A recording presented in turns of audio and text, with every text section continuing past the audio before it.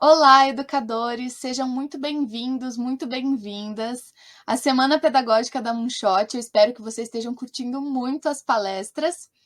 Bom, meu nome é Ana e eu estou aqui para falar um pouquinho sobre leitura no Ensino Fundamental 2 e no Ensino Médio. Bom, vou começar me apresentando um pouquinho melhor. Meu nome é Ana Paula, eu sou formada em produção cênica, sou estudante de letras do curso de bacharelado em estudos literários aqui pela UFPR. Eu faço parte do time de educação do Instituto GRPcom, dos projetos Ler e Pensar, Televisando, e também sou dubladora, isso é uma curiosidade. Então, eu trabalho com as palavras tanto escritas quanto faladas, né? E, assim, eu sou apaixonada por leitura. Seja a leitura em voz alta, que é a leitura que eu faço quando eu estou dublando, quando eu estou no estúdio, seja a leitura silenciosa, a leitura que eu faço no meu tempo de lazer, ou a leitura como essa ferramenta da educação, que faz parte da nossa trajetória escolar. E eu estou aqui para falar um pouquinho sobre a leitura especificamente no ensino fundamental 2 e no ensino médio. Por isso essa provocação. Todo professor ensina a ler. Sim, não é só o professor de língua portuguesa, não é só o professor de alfabetização, é sobre isso que a gente vai falar um pouquinho hoje. Bom, a palestra está dividida em 3 momentos. Primeiro, a gente vai falar sobre esse título talvez um pouquinho polêmico, que é Todo Professor Ensina a Ler. A gente vai falar sobre a diferença entre ensinar a ler e ensinar a alfabetização, né, alfabetizar. Depois eu vou falar brevemente sobre como a leitura acontece no cérebro e por que ela é tão importante para o desenvolvimento social e cognitivo dos alunos. E para encerrar, claro que eu vou trazer estratégias práticas, né? Afinal de contas, o que a gente quer aqui é saber como colocar esse conhecimento em prática na sala de aula. Então, vamos começar tirando isso da nossa frente. Todo professor ensina a ler. Será? Você pode estar pensando assim: Ana, eu sou professora de matemática, ou então eu sou professor de ciências. Não é minha obrigação ensinar a ler, eu não tenho nem formação para isso, eu não sou pedagogo, eu não fiz magistério, eu não sei nada sobre alfabetização. Ou então, poxa, esse ensino contínuo de leitura é obrigação do professor de português, não minha. Mas será que quando você está explicando um conteúdo novo, quando você está contextualizando um acontecimento na aula de história, por exemplo, ou quando você está explicando a lógica que existe por trás de um pensamento matemático ou de uma equação na aula de física, será que nesse momento você não está ensinando seu aluno a ler? A ler é uma coisa diferente? Então, vamos pensar um pouquinho sobre isso. Por quê que eu estou dizendo isso? Porque alfabetizar é diferente de ensinar a ler, tá? Você tornar um aluno alfabetizado ali ao final do ensino fundamental 1, idealmente, mas nem sempre, o aluno estar apto a ler, ele conseguir ler em voz alta, entender a estrutura de uma frase, não é ser leitor exatamente, concorda comigo? Então, a gente divide isso entre alfabetização e letramento. E aí, os professores de língua portuguesa, alguns de língua estrangeira, com certeza já estão familiarizados aí com esses conceitos, mas só para a gente retomar aqui, caso alguém não conheça, né, essas nomenclaturas, a Magda Soares, que é uma professora, uma pesquisadora da alfabetização, ela separa essas duas coisas. Então, e muitos teóricos vão seguir nessa linha, né? A alfabetização, ela diz respeito à aprendizagem das letras, dos fonemas, das palavras. Então, é aquele aluno que ele já sabe, teoricamente, ler, né? Ele sabe ler. Ele entende o que está escrito no quadro, ele consegue discernir as letras, formar as sílabas, as palavras, entender a estrutura básica de uma frase. Mas para ele ser considerado um aluno letrado, ele tem que entender o significado daquilo que ele está lendo. Ele tem que saber interpretar aquilo que a gente chama de interpretação de texto, né? E muitas vezes, quando a gente está lidando com alunos do Fundamental 2, do ensino médio, a gente fala, poxa, meu aluno não consegue ler não conseguem interpretar uma questão. É disso que a gente está falando. A gente está falando que faltam habilidades de letramento nesses estudantes. Bom, então, quando o seu aluno ele pega uma prova de matemática, uma prova de física, uma prova de química, tem duas coisas que ele precisa dominar, basicamente. O conteúdo que foi passado, que você está pedindo naquela questão, e a interpretação daquele texto. Ele tem que saber o que está sendo pedido na questão. Se ele não consegue identificar dentro de um parágrafo simples onde está a pergunta, quais dados ele já tem, o que foi dado para ele naquele texto e o que aquele texto está pedindo, não importa se ele domina as fórmulas, se ele decorou, se ele sabe os acontecimentos históricos de cor, ele não vai conseguir responder aquela questão. Então, isso trava muitos professores, né? Principalmente nesse pedaço aí no ensino fundamental 2, mas no ensino médio também. A gente sabe que é uma realidade. Compreensão, interpretação e uso da língua escrita é disso que a gente fala quando a gente fala de letramento. E é por isso que eu digo que todo professor ensina a ler. E eu falo isso sem medo nenhum. Quando você está ensinando essas coisas que a gente comentou, né, que eu comentei ali atrás, a gente não costuma falar, parece que eu estou falando com uma sala de aula, mas estou aqui falando com uma câmera, mas sei que você está me assistindo do outro lado. Quando eu falo sobre ensinar o pensamento lógico, matemático por trás de uma questão, ou contextualizar historicamente um acontecimento, isso são conhecimentos mais profundos do que simplesmente saber que palavras estão naquele texto, entende? Então, quando você, professor, professora, destrincha um texto com a sua turma, quando você lê com a turma, quando você propõe uma leitura, quando você traz um texto, quando você apresenta uma questão, você está trabalhando conhecimento de letramento, você está trabalhando habilidades de letramento.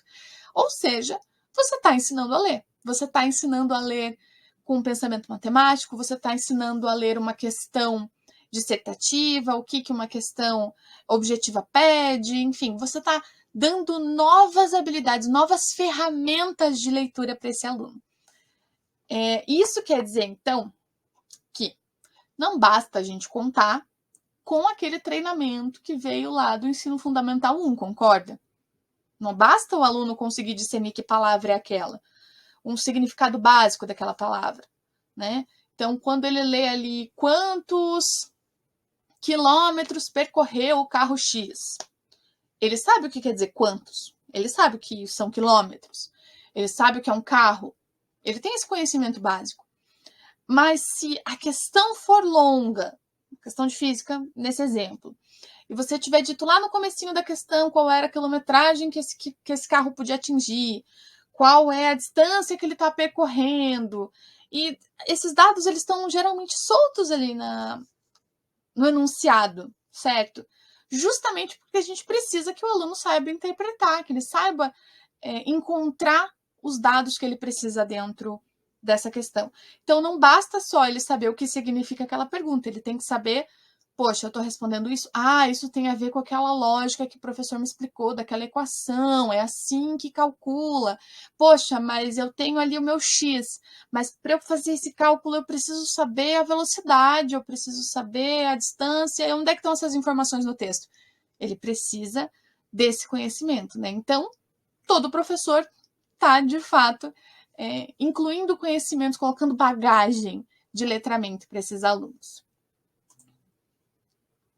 Que a gente já entendeu que todo professor ensina a ler, isso já está estabelecido, você já entendeu qual é o seu papel no letramento.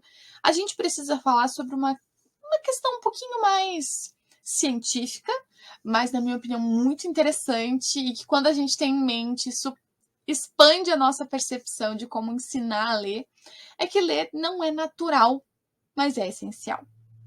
O que eu quero dizer com isso? Bom, a leitura ela faz parte do nosso dia a dia, ela está tão dentro das nossas atividades desde a infância que às vezes a gente não para pensar que ler não é como andar, como falar, né? Que são programações genéticas que a gente já tem no nosso cérebro, a gente já tem essa propensão a aprender a andar, a falar, né? Isso já está gravado no nosso cérebro. A leitura não. A leitura, ela é uma habilidade que tem que ser construída. E ela parece tão instintiva, ela parece tão fácil, justamente porque a gente constrói desde pequeno. A gente tem contato com o mundo das palavras escritas desde muito cedo, né? Seja não necessariamente durante a alfabetização, antes até. Um pai que lê um livro para uma criança está, de certa forma, começando um processo de letramento. Então, a gente tem esse contato com a língua escrita desde muito cedo, com a leitura. Só que, como eu falei, ela não é uma habilidade natural. Ela é uma coisa que a gente foi desenvolvendo ao longo de muito, muito tempo. Bom, em outras palavras, é como a Marianne Wolf, que é neurocientista e estudiosa do cérebro e da leitura, fala aqui nessa citação, que é: a aquisição do letramento é uma das façanhas epigenéticas mais importantes do Homo sapiens. Em outras palavras, é aquilo que a gente falou, a leitura ela não é natural, mas ela é essencial. Então, eu vou explicar um pouquinho mais. Eu trouxe essa imagem aqui para ilustrar quais são as partes do cérebro que estão envolvidas no processo de leitura. Então, a gente tem aqui a visão, certo? A gente está enxergando as letras ali, que acontece no lobo occipital. A gente tem a cognição no lobo frontal, a linguagem, que fica aqui no meio. Nessa intersecção aqui, a gente tem a coordenação motora, a habilidade motora. Lá dentro, um pouco mais profundo, a gente tem a parte relacionada à afetividade, ao afeto. E também, nessa região aqui, não está nessa imagem, mas a gente tem a questão da memória, que está muito próxima da área relacionada à cognição. A linguagem está no meio ali, tanto quanto a motora, está junto com essas partes. Eu não sou neurocientista, tá, gente? Eu não sou nem cientista. A gente explica mais ou menos como dá, mas dá para entender, né? Não é exatamente assim, mas são as partes do cérebro que acendem com aquelas luzinhas de ressonância, né? Então, são essas as partes que estão envolvidas no processo da leitura. Para começo de conversa, já dá para ver que é muita coisa, né? A gente está enxergando aqui essas letras nessa apresentação de slide, elas vão lá para trás no nosso cérebro, elas voltam aqui para frente, elas fazem toda uma dança aqui.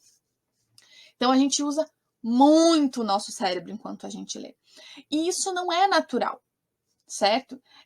A gente pode viver sem ler, certo? Muitas pessoas no Brasil, principalmente, mas ao redor do mundo, não são alfabetizadas, não sabem identificar as letras e tudo mais.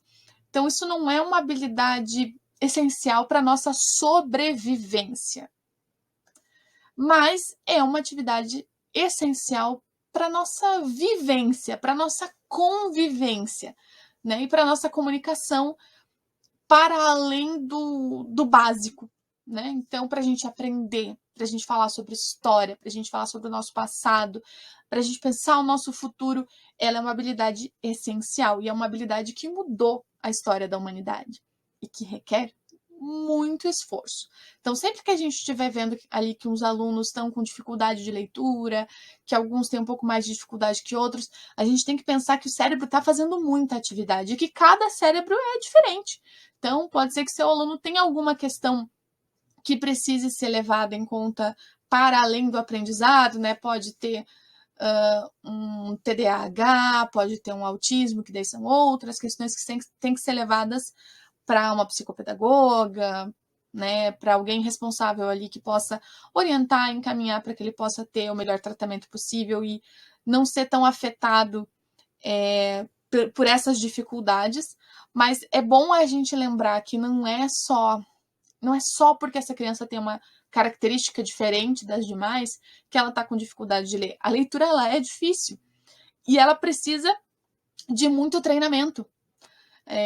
Então, vamos falar um pouquinho mais sobre como essa leitura acontece. Eu mostrei aqui as partes do cérebro envolvidas, mas vamos falar sobre como ela acontece no nosso cérebro. Bom, eu trouxe algumas imagens aqui para ilustrar, tá? A leitura além das palavras. Então, não se trata apenas de ver as palavras. A gente tem aqui um olho para simbolizar a visão, né? Eu trouxe aqui algumas imagens para simbolizar a memória, a linguagem, a coordenação motora, a cognição, esse cérebro bonitão ali que combinou bastante com o logo da semana da Moonshot, e o afeto. Tudo isso está envolvido no processo de leitura.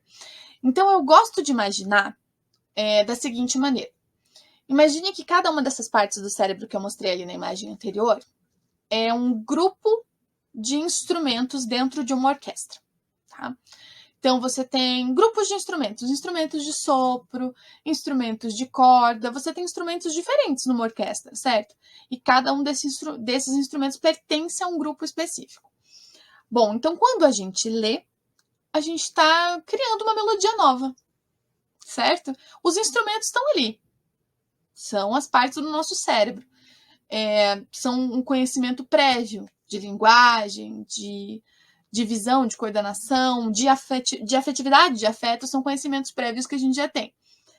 Mas para a gente tocar essa melodia, a gente precisa usar um pouquinho de cada coisa. Então, nessa metáfora, é como se a pessoa que está ensinando a gente a ler, a usar esses instrumentos da maneira correta, para atingir um objetivo específico, fosse o nosso maestro. Então, de certa forma, todo professor está regendo uma orquestra, várias orquestras mentais ali na sala de aula, e ativando essas partes do cérebro para criar algo novo, para criar essa melodia nova, que é essa leitura, que vai estar usando todos esses elementos.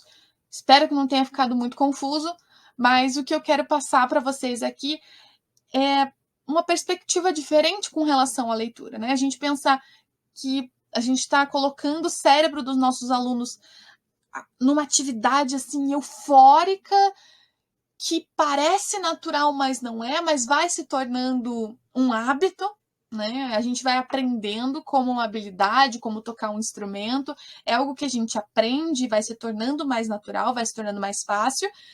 Mas quando a gente lê, a gente está falando de tudo isso, a gente está falando da visão, a gente está falando ou do tato, no caso do Braille, por exemplo, a gente está falando que essa ignição, que é a palavra escrita, lida ou tocada pelo Braille, ela vai para uma parte de linguagem, porque a pessoa tem que conhecer a linguagem falada para conhecer a escrita, né?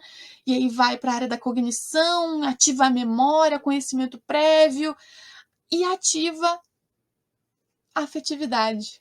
Ativa o que aquela palavra desperta no seu aluno. Isso é muito importante se a gente está falando sobre gostar de ler, né?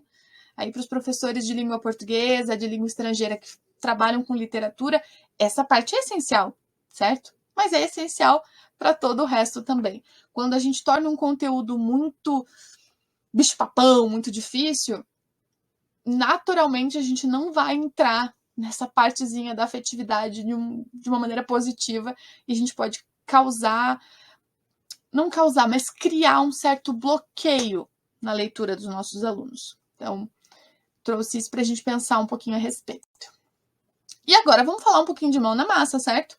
A gente falou sobre teoria, a gente falou sobre a importância de todos os professores nesse processo de letramento, e agora vamos falar sobre estratégias de leitura. Mas antes de mergulhar nas estratégias em si, eu queria dizer que estratégia não é receita de bolo. Eu sei, gente. Eu sei, é muito cansativo. Às vezes a gente só queria uma receitinha pronta mesmo. Ai, fazer essa atividade assim, assim, assim foi. O plano de aula ali pronto, é só pôr em prática. Mas vamos e convenhamos que mesmo os planos de aula assim, mais bem elaborados nem sempre dão certo na prática. Porque tudo depende de muitas variáveis. Então, eu trago como referência aqui o livro Estratégias de Leitura, da Isabel Solé, que é muito bacana, especialmente para quem está trabalhando com ensino fundamental 1 e 2, mas serve para todo mundo, tem muita coisa interessante aqui. Mas a ideia é justamente essa, a gente traz estratégias que podem ser adaptadas e que são provocações, muito mais do que faça isso, faça aquilo, depois faça isso e vai dar tudo certo, porque a gente sabe que não é bem assim, certo? Então, é como quando você faz o seu plano de aula, você coloca algumas coisas ali que são receitinha de bolo, fazer chamada, entregar um texto. Mas o que os seus alunos vão fazer com esse texto, que tipo de perguntas eles vão trazer, que tipo de questionamentos eles vão fazer, o que, que eles vão entender com mais facilidade, o que, que eles vão ter mais dificuldade para aprender, é uma surpresa. Né? Então, a gente tem que ter estratégias que sejam adaptáveis à sua realidade, à realidade da sua escola, aos seus alunos, aos níveis de dificuldade. Então, são aqui algumas provocaçõezinhas. Bom, isso aqui eu também tirei da Isabel Soler, tá? Que ela diz o seguinte: uma atividade de leitura exige estratégias para que o aluno, 1. Compreenda o que está lendo e com que propósito. 2. Consiga ativar e utilizar seus conhecimentos prévios, a gente falou da memória. Selecione o que é o não relevante no texto, é o 3. 4. Identifique se há coesão e coerência. E aí também entra a gente selecionar bons textos, tá? Porque pode ser que o texto não esteja ajudando na interpretação do seu aluno. 5. Extraia as ideias principais do texto e seja capaz de reproduzi-las. E 6. Faça inferências e elabore hipóteses sobre o conteúdo do texto.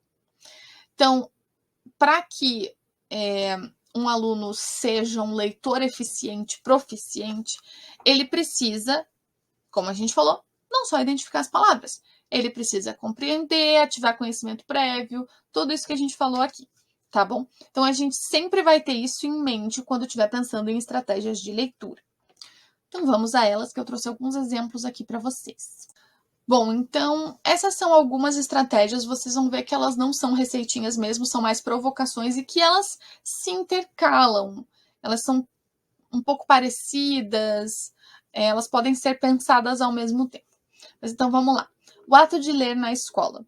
Ser um modelo de leitor para os seus alunos é uma estratégia de leitura? É uma estratégia de leitura. Seja você mostrando como se lê aquele texto, que estratégias você usa para interpretar aquele texto da sua disciplina, seja incentivando os alunos aparecendo sempre com um livro, com um artigo, com uma revista na mão, mostrando ali que você está sempre lendo. A gente também ensina pelo exemplo, não é mesmo? Entender que ler é diferente de trabalhar a leitura. Então, pode ser que você tenha um aluno que seja aquela traça de livros, né? Que está sempre com o livro na mão, que é um leitor voraz de ficção, mas que não consegue ler os textos da sua disciplina. Faltam habilidades de letramento mais específicas. Por isso é tão importante proporcionar aos alunos essas diferentes situações de leitura, diferentes tipos de texto, leitura compartilhada, leitura com discussão, etc. Não transforme a leitura em uma competição. Como a gente viu, a leitura também usa essa parte do cérebro que é a afetividade, que é o afeto. E como alguns devem ter experiência aí, pessoal, e eu particularmente tenho, ler em voz alta, falar sobre a sua interpretação de um texto para uma classe, para os seus colegas, exige coragem. Exige coragem. Quando você transforma isso numa competição, você pode estar esmagando a autoestima do seu aluno. Então, muito cuidado com competições de leitura. E para os professores de literatura que geralmente têm essas iniciativas, poxa, mas é para tornar mais divertido, é para fazer uma gamificação. Dá para fazer? Dá. Mas cuidado para não cair na armadilha do ler mais em vez de ler melhor. Às vezes a gente quer mais qualidade do que quantidade. Bom, tem aqui também motivação e objetivo. Estabelecer o objetivo desde o princípio instiga a motivação, dá mais motivação para o aluno, ele sabe o que ele está procurando. Então, ele já tem um conhecimento prévio, aquilo já deixa ele mais confiante. As situações mais motivadoras também são aquelas em que o estudante tem total autonomia para agir. Então, quando você dá um tema mais amplo e permite que ele decida como ele vai se aprofundar naquele assunto, por que viés ele vai pesquisar aquele tema, de repente para apresentar para os colegas, ele tem autonomia para decidir de que forma ele vai apresentar aquilo, então ele acaba procurando o conteúdo e procurando os textos com mais autonomia, isso também é mais motivador. Estudantes com dificuldades precisam ser estimulados e não punidos, é o que a gente falou, a leitura não é uma habilidade fácil, é uma habilidade que demora para ser desenvolvida e que precisa de muita, muita prática. Então, quando você pune, você mais desanima, desmotiva o aluno do que ajuda ele a melhorar. Entendo que existe uma questão de nota, né? A gente precisa dar nota e tudo mais, mas se você percebe que esse aluno está com dificuldade de leitura, pergunta, conversa com ele, tenta descobrir onde está essa dificuldade, se você pode ajudar, ou se de repente tem que levar isso para os pais, para uma psicopedagoga, enfim, procurar outros meios de ajudar esse aluno. Objetivo: mostre aos alunos que objetivos diferentes exigem estratégias diferentes. Pois é. Quando você tem um objetivo já estabelecido desde o começo, isso é mais fácil, né? Você estabeleceu ali que você quer ler uma questão de matemática para resolver um problema usando a equação X. Ok, a gente tem ali, o objetivo é usar a equação X. Como montar essa equação com as informações que estão ali vai depender muito de qual é o objetivo, certo? Então, eu sei que eu tenho na minha equação X, um Y, um Z. Então, eu tenho que achar no texto o que é o Y, o que é o X. Será que é o X que eu tenho que descobrir ou será que é o Y que eu tenho que descobrir? Qual é a variável que me falta e quais são as informações que eu tenho? O que é muito diferente de ler um texto de geopolítica, né? Que, de repente, o meu objetivo lendo aquele texto é pensar a minha realidade de agora. Poxa, como é que aquilo que aconteceu no país tal, ou como é que a guerra da Ucrânia está interferindo na minha realidade agora? Poxa, eu vi no jornal que o preço disso está mais caro por causa da guerra e tudo mais.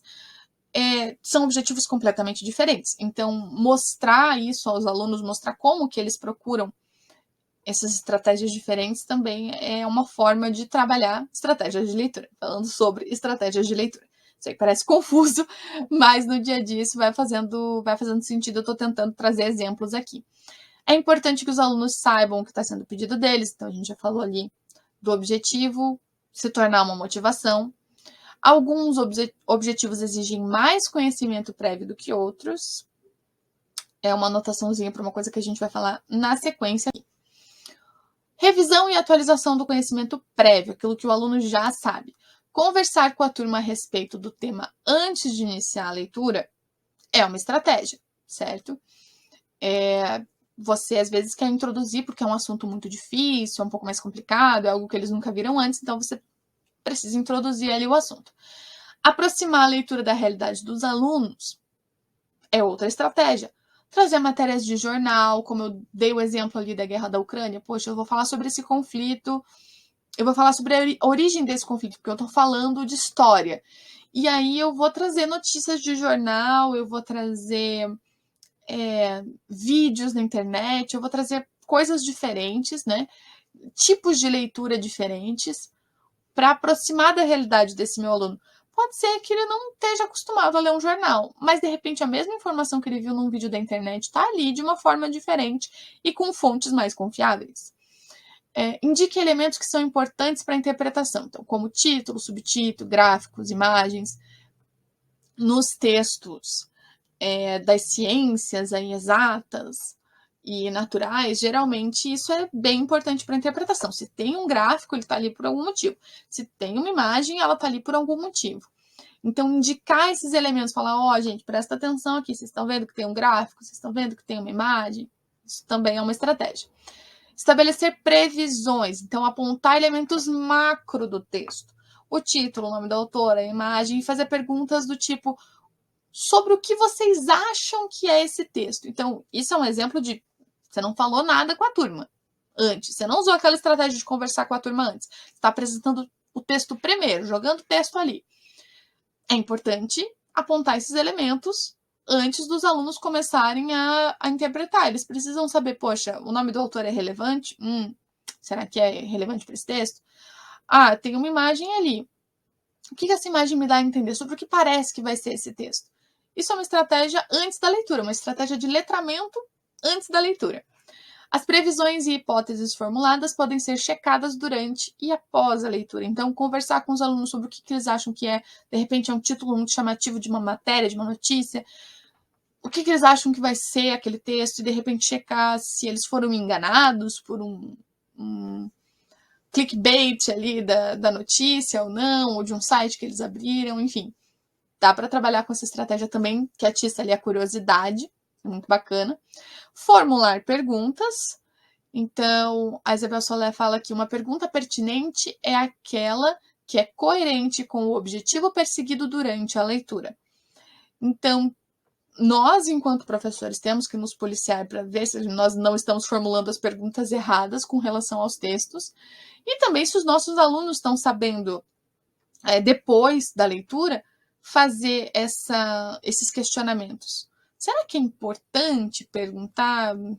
Eu vou dar um exemplo da minha área, que é mais fácil, veio mais fresco na cabeça. Será que é tão relevante assim eu ficar me perguntando se Capitu traiu o Bentinho? Ou será que o meu professor, na verdade, ele está me perguntando outra coisa?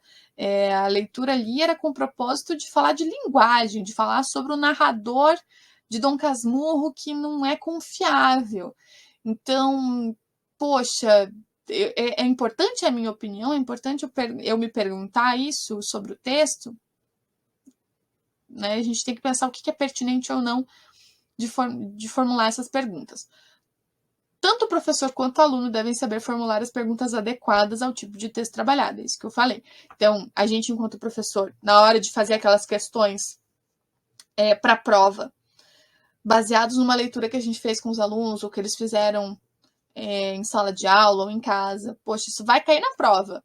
Mas será que eu estou perguntando uma coisa que é pertinente com a leitura que eles fizeram, com os objetivos que eu estabeleci durante a leitura? Então, é importante se questionar sobre isso também. Leitura compartilhada, então aqui a gente tem aquelas estratégias de sala de aula mesmo. Leitura compartilhada. Propor leitura e discussão em grupo é uma estratégia. Esclarecer dúvidas ou fazer perguntas durante a leitura em voz alta é uma estratégia. Toda a turma lê ao mesmo tempo, o mesmo texto no mesmo momento. Essa leitura compartilhada, então, é uma estratégia. A leitura dirigida já é aquela em que o professor tem um pouco mais de ação. Ele orienta a leitura em todo momento, é ele que está direcionando para onde vai a interpretação dos alunos, isso é uma estratégia, principalmente quando a gente fala de um assunto muito novo, muito difícil de entender, ela pode ser muito importante. Fazer grupos diferentes, fazerem leituras diferentes, mas desde que assistidos pelo professor, é uma leitura dirigida. Ela é especialmente adequada a conteúdos novos e mais complexos, como eu falei.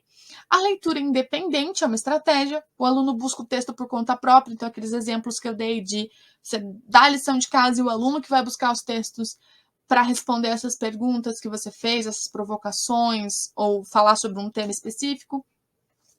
O professor ele só está ali na leitura independente para preencher as lacunas, para corrigir o curso, mas só se necessário. Então, para dizer para o aluno, Wikipédia, desse assunto aqui, você não vai encontrar muita informação, não. Se eu fosse você, eu pesquisava em outro lugar. Eu lia outro tipo de texto, né? E confie na capacidade dos seus estudantes. A leitura independente, ela depende muito dessa confiança, dessa relação de confiança. E ela pode ser uma estratégia mesmo. Porque depois da leitura, quando vem a fase da interpretação, da conversa ou a apresentação do grupo na frente da sala, você tem a oportunidade de preencher essas lacunas, de corrigir, de mostrar o que foi feito de errado, o que pode ser melhorado na próxima vez. Então, confia nos seus alunos, deixe eles tentarem por conta própria interpretar os textos e depois isso pode ser discutido, né? Mas permita que eles tenham mais autonomia também. Bom, a gente já vai encerrando. Eu me empolguei aqui, estou quase sem tempo. Eu deixei aqui umas sugestões de leitura para vocês. Então, O Cérebro no Mundo Digital, da Marianne Wolf, é uma leitura sensacional para quem tem curiosidade de como o nosso cérebro está lidando com essas mudanças do mundo digital, de como que a gente lia antes, como é que a gente lê agora, a influência desses vídeos curtos de TikTok, aí é bem interessante a gente pensar sobre isso. Estratégias de Leitura, da Isabel Solé, né, que foi um livro que eu usei bastante para trazer essas estratégias para vocês, de uma forma bem resumida. Então, se vocês estão interessados em saber mais a fundo, deem uma olhadinha nesse livro, que é sensacional. E um livro que eu gosto muito, que é Os Jovens e a Leitura, da Michelle Petit, que é mais sobre literatura, tá? Esse é bem voltado para a literatura mesmo, para quem tem esse interesse. E eu sei que muitos professores que não são de língua portuguesa também são grandes leitores de literatura, de ficção. Então, eu deixo essa indicação para vocês. É um estudo muito bacana que ela fez, uma realidade muito diferente da nossa, né? Em Paris, na França e tal, mas que ao mesmo tempo tem muitas coincidências ali.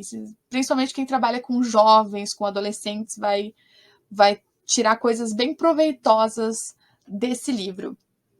Bom, então é isso. Muito obrigada a você que chegou até o fim dessa palestra. Espero que você tenha gostado do conteúdo, espero ter inspirado você a refletir, a repensar, ou a mudar alguma coisa na sua prática pedagógica para continuar transformando a vida dos seus alunos, das suas alunas, formando leitores melhores e, consequentemente, pessoas melhores, cidadãos melhores.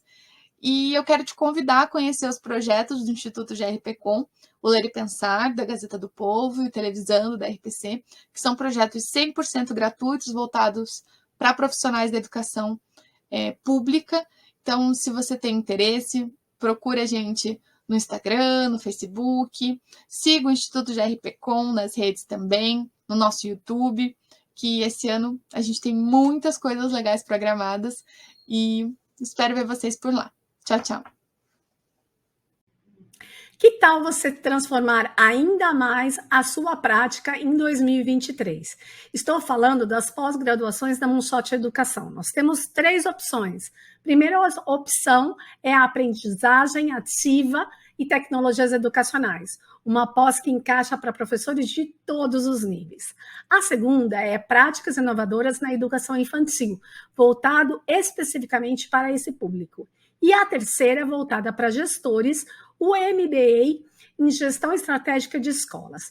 Os QR Codes te levam diretamente para as páginas com as promoções especiais durante a Semana Pedagógica.